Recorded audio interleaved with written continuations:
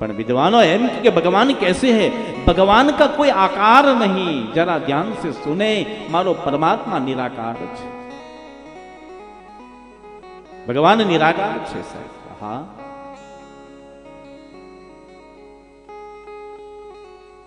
हर श्वास, हर घर અને हर कण में मेरे प्रभु निवास करते हैं साहब।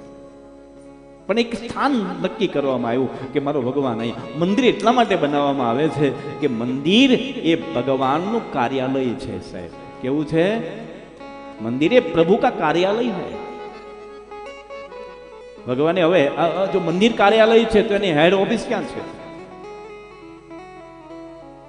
हमारा विद्वानों एम के कण कण में मेरे प्रभु निवास करते हैं, लेकिन हमारी चर्म की चक्षु में इतनी शक्ति नहीं है कि उसको हम झांकी करें। हाँ,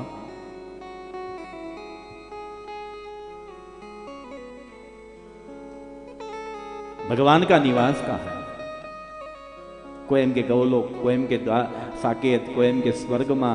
हमारा विद्वानों एम के गौलोक, साकेत, स्वर्ग, आ बधा तो लोक छे ज, पण ईश्वर तत्व मानव लोक में निवास करे छे साहेब।